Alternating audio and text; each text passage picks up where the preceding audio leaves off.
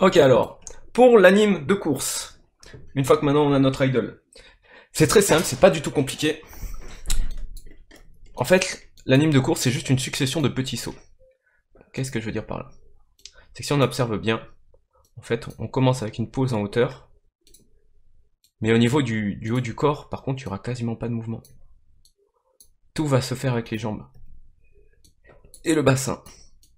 Donc j'ai créé une première pose. Hop. Je vais un peu avancer les jambes. Enfin, avancer la jambe avant et reculer la jambe arrière. Qu'on comprenne un peu quel est le bassin qui s'étire. Ok. Voilà, je vais un peu plus pencher globalement mon personnage en avant. Hop. Après là on a un petit effet peluche, ce qui est normal vu qu'il n'y a pas d'articulation. Donc on va pas non plus monter trop haut la jambe. Voilà. Et maintenant, ça c'est ce qu'on appelle la air pose. Donc il va flotter légèrement dans les airs. On va tester avec un timing là, comme ça. Et là après, 2 frames plus tard, il retourne au sol. Donc là je vais remettre les jambes à 0, toutes les deux. Hop. Le bassin va descendre. Sauf que là il va y avoir une différence. Alors là, il faut bien que je verrouille la position de ses jambes, c'est-à-dire que je vais copier la position 0 et la coller à la position 2. Et je vais faire en sorte que les jambes ici continuent un peu à se lever.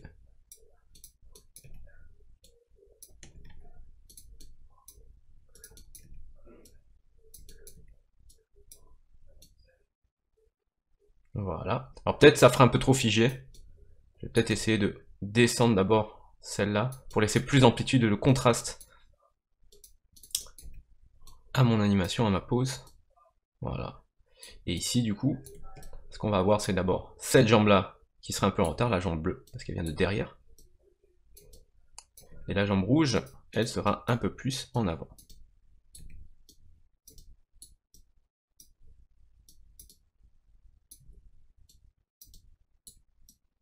Et on pose la jambe vraiment proche de la ligne centrale pour l'équilibre. Si la jambe trop écartée, en fait, il va tomber.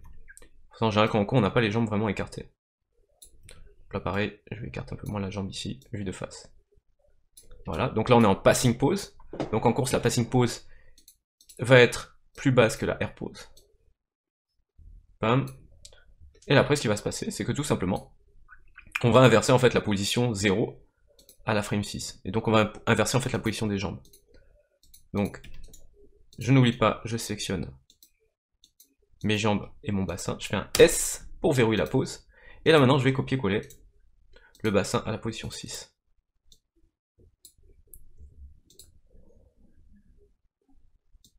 Là, je vais prendre la jambe bleue que je vais coller à la jambe rouge. Donc, il faut bien choper le bon contrôleur par contre. Pas se tromper. Hop. Et la jambe rouge, je vais la copier sur la jambe bleue.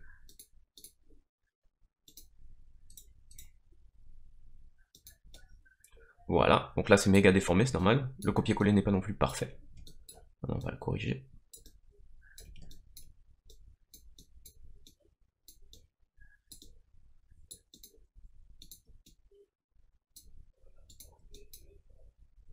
Donc, ce que je vais faire, c'est remettre à 0 juste les rotations, voilà. Ok, donc c'est comme ça qu'elles sont orientées. Ça marche. Et là, je vais remettre à 0 les rotations. Voilà. Un peu moins la reculer. Et je compare en fait l'amplitude par rapport à la pose inversée.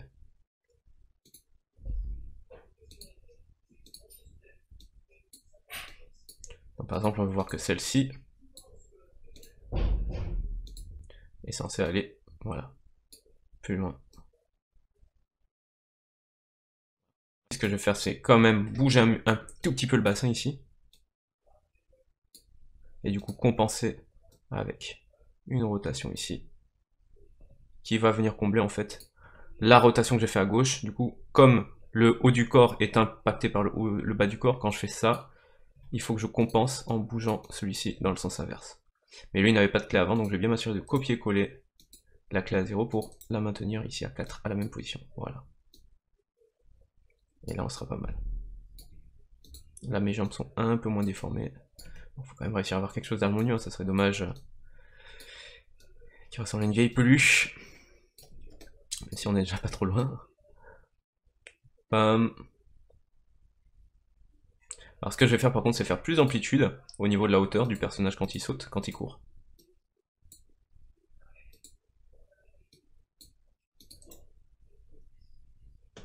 Hop là, je suis repassé sans faire exprès, en faisant mon clic droit en mode vertex. Donc faut que je passe en mode object. Donc ça peut vous arriver, faites attention à ça. Donc là je vais copier la hauteur à 6 et la mettre à 0. Voilà. Ah, ça va me copier aussi toutes les rotations, j'ai juste regardé le translate Y. Donc je suis à 0, genre je vais mettre un chiffre entier, c'est plus simple. 0, 1 en translate Y, et donc là pareil, je vais mettre 0, 1 en translate Y. Parfait. Lui il faut qu'il soit maintenu, penché en avant.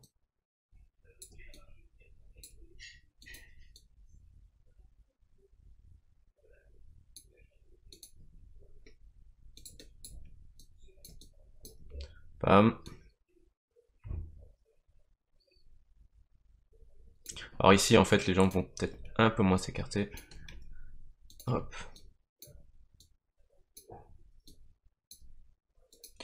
Pour le début de la chute. Voilà. Là on commence à avoir quelque chose de pas mal. Juste, j'ai mon personnage qui se penche de manière un peu trop violente ici, dans les rotates. Donc j'ai regardé ici.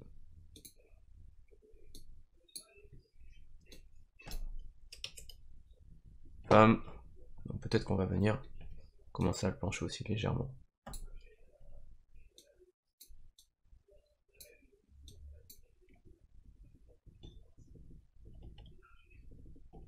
Voilà.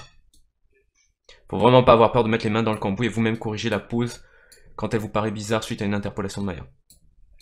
Donc là ce que je vais faire maintenant c'est que je vais copier ma frame 0 pour boucler mon cycle de course. Donc là je suis en 6, donc je vais aller 6 frames plus tard pour de nouveau remettre la clé 0. Ok. Et je vais du coup fermer là ma timeline à l'image 12. Voilà, donc 0 et 12 c'est la même frame.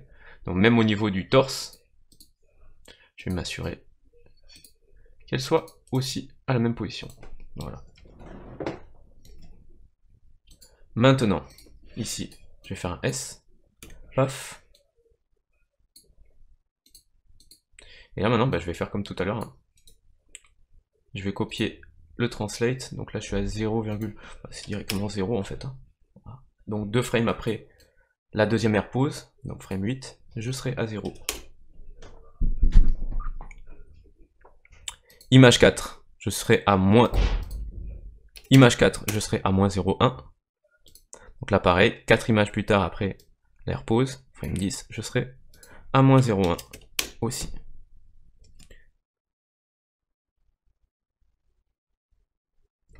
Maintenant on va fixer les interpolations des jambes. Parce qu'ici là j'ai ma jambe qui part en arrière un peu de manière bizarre. Voilà, ça serait mieux comme ça en fait.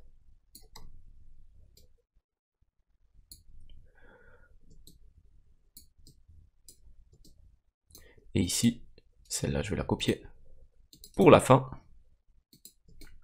Et je vais ajuster ma position aussi de la rouge pour avoir quelque chose d'un peu similaire.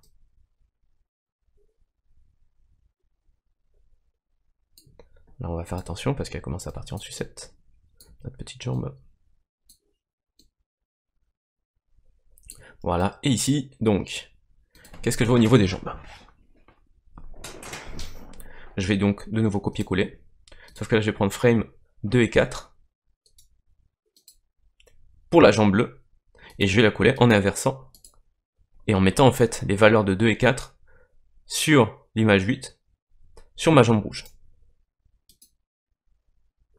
Voilà, là je vais remettre à 0 pour bien ajuster comme je veux mes rotations. Voilà, et je vais ajuster aussi la rotation de mon bassin, pour pas qu'il retourne trop rapidement en fait de cette rotation à une autre rotation, à une rotation inversée. Il va d'abord la maintenir un peu, et après de nouveau quand la jambe va passer en arrière, là maintenant la rotation va pouvoir suivre le mouvement de la jambe. En gros, la rotation du bassin va suivre le mouvement de la jambe qui va en arrière.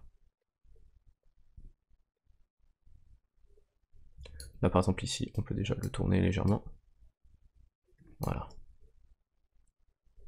Là, c'est un peu haché, donc peut-être il va falloir que j'espace un peu mon timing, que je rajoute peut-être, par exemple, 4 frames, et que du coup, ici,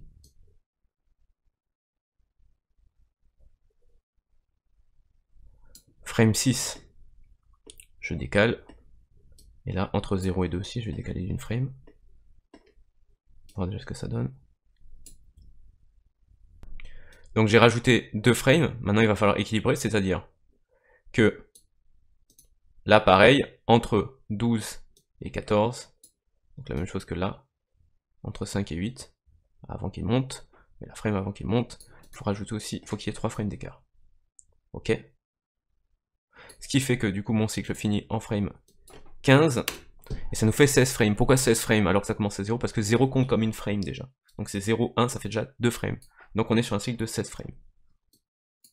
Et maintenant je vais pouvoir copier. Donc je vais copier la jambe rouge, ça on l'a pas fait encore, sur la jambe bleue, donc il partira 3 frames, elle aussi.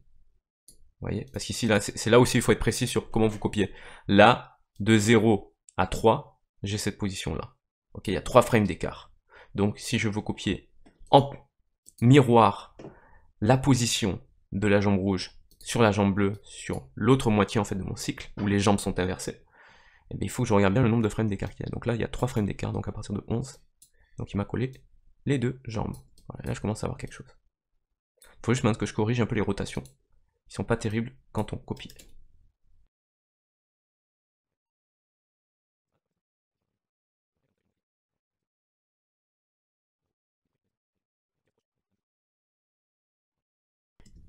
Et là, j'ai un cycle de course qui marche plutôt bien avec ce style de jambe en fait. Là, par exemple, on va un peu ajuster la déformation. Hop.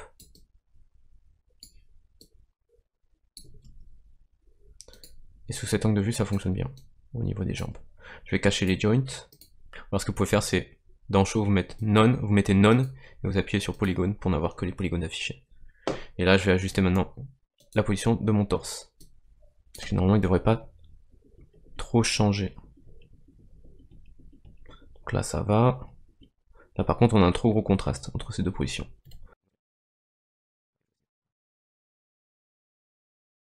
Là, ça bouge pas trop.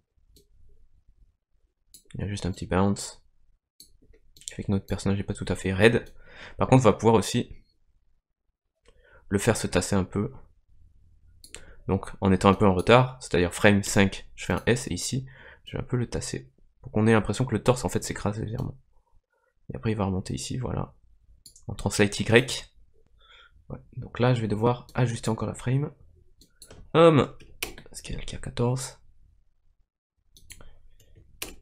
Et en fait, réduire.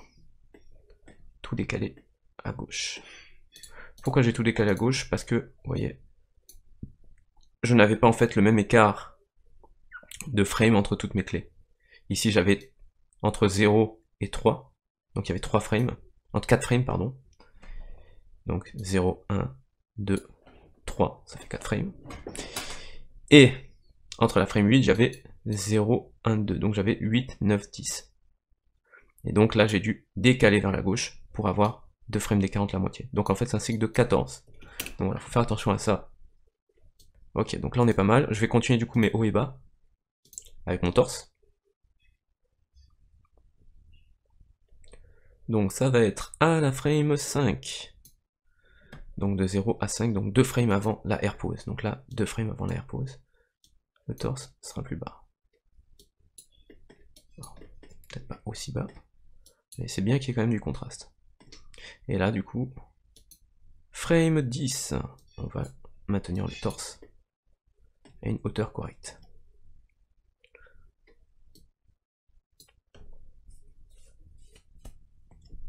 Et là, ce qu'on peut faire, c'est s'assurer que notre arme aussi reste droite, qu'importe l'orientation.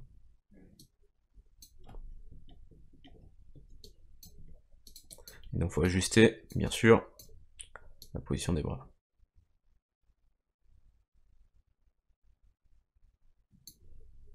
Et de nouveau, Donc je prends tous mes bras là, enfin tous mes contrôleurs de bras. Je fais un S. Et donc là j'ai vu que c'est 1, 2, 3. Donc là pareil, 1, 2, 3. Je vais ajuster la position de mon arme pour pas qu'elle descende trop. Parce qu'il y a toujours une stabilité que font naturellement nos bras quand on est en mouvement pour avoir notre arme qui est toujours un peu pointée vers la cible. Alors j'ai un petit tremblement, parce qu'il y a trop de contraste. Donc je vais supprimer. Hop, et calmer un peu. Voilà. Et là pareil, pour la main, je vais supprimer et remettre une clé un peu plus calme. Bon, de toute façon elle est déjà en contact donc c'est bon. Et il manquera plus que la tête maintenant, qui doit être aussi toujours stable en face de l'ennemi. Hop. Hop. Et frame 0, ce sera la même à la frame 14. Et là on est pas mal. Alors après ça donne un effet un peu peut-être trop cartoon, la jambe bleue comme ça. Donc on peut juste faire en sorte qu'elle soit moins pliée de manière exagérée. Voilà.